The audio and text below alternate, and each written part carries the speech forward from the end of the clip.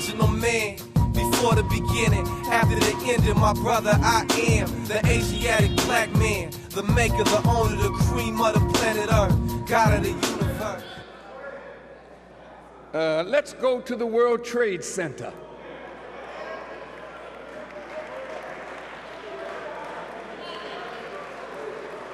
We're talking about the synagogue of Satan.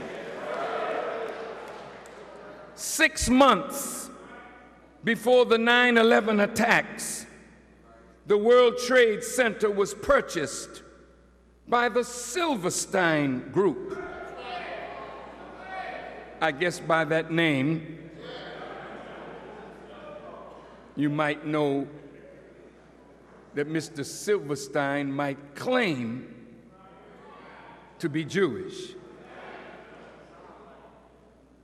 But he bought the World Trade Center for $3.2 billion, even though the building, when it was built full of asbestos, and it would take darn near that amount of money to destroy the building and clean it. Larry Silverstein took out insurance coverage on the property, which fortuitously covered acts of terrorism.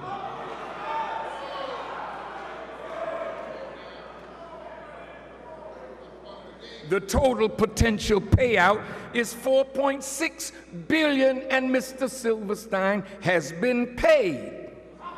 The result of a court ruling, Silverstein makes a huge profit off of the 9/11 attacks. And if you follow the money,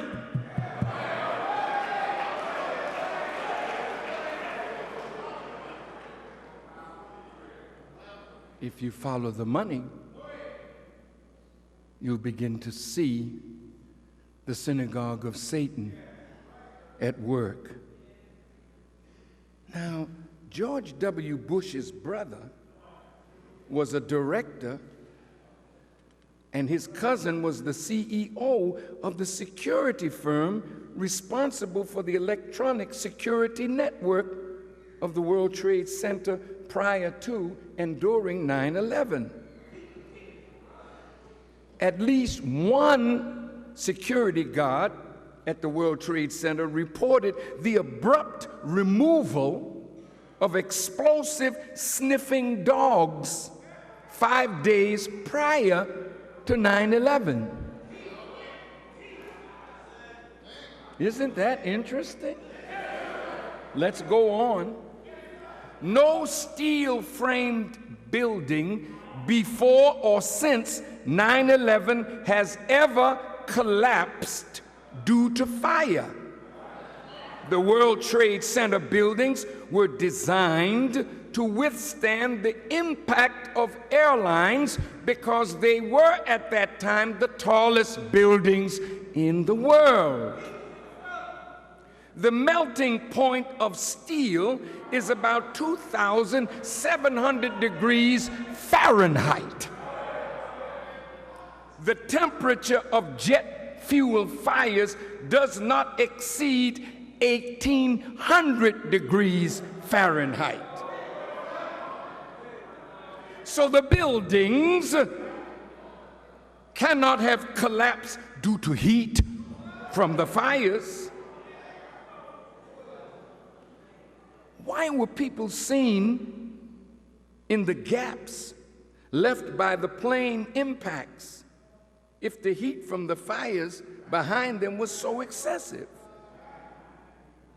Listen, why were there two distinct spikes, one for each tower, seen in seismic records before the towers collapsed? How could the World Trade Center towers collapse in free fall speed?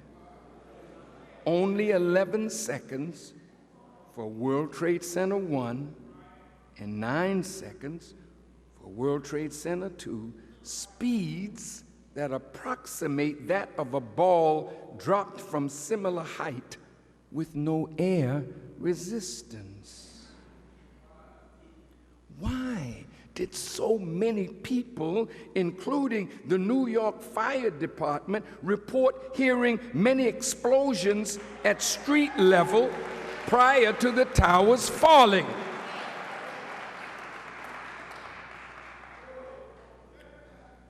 Who were those men on top of a van with a tripod and camera across the Hudson River filming the towers before the first plane hit? How did they know to be there? And why were they celebrating? The police arrested them and let them go into Israeli custody. Why?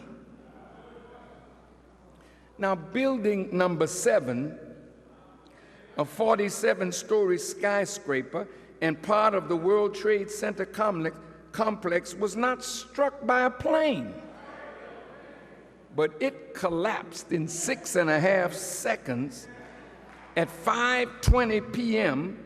on September the 11th in the exact manner of a controlled demolition. Why was the U.S. military explosive thermate found in the dust of the World Trade Centers? Now you might say, well, all right, let's see if our government lies and does things and takes innocent life for other purposes. This is the end of my lecture today. Did you know that the United States wanted control over Puerto Rico, the Philippines, and Guam?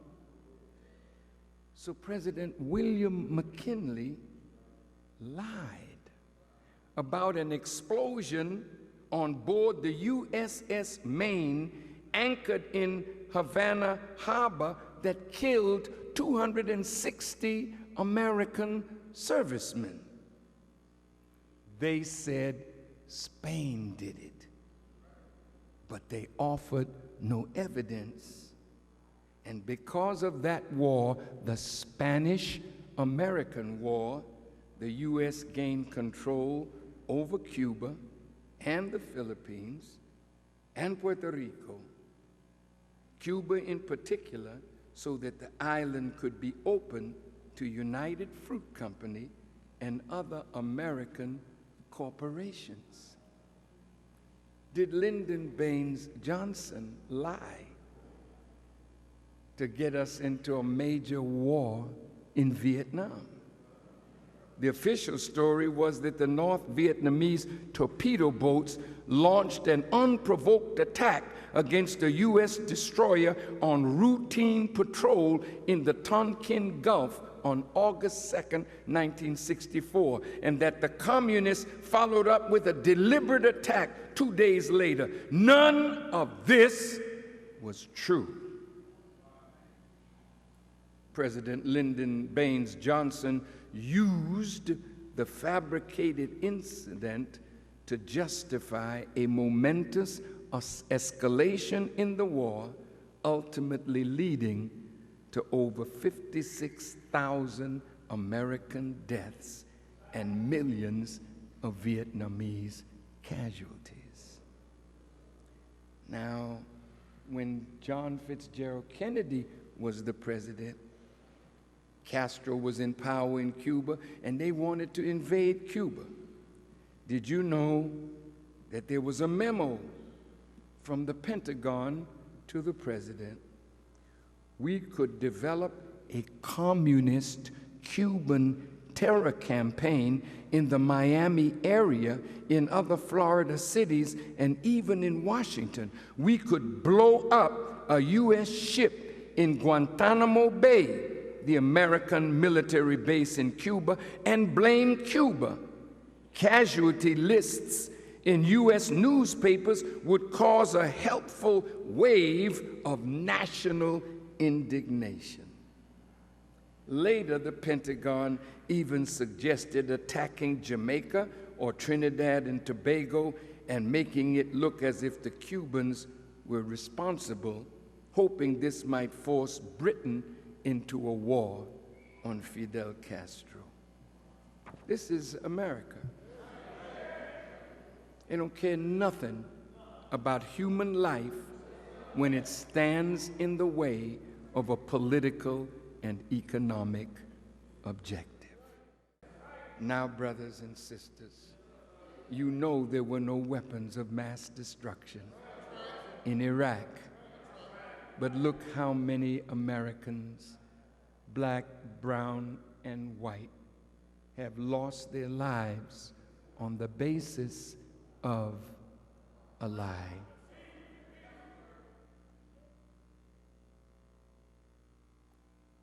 And so, my dear brothers and sisters, your blood is off of my hands. I am warning you that God is angry with America. And I am the representative of the Honorable Elijah Muhammad. Listen, don't applaud, don't applaud. And I am giving you a warning that you may or may not wish to follow. And the Quran says that whenever Allah sends a messenger, He seizes the people with distress and affliction that they might humble themselves. America is under affliction now. Do you want more?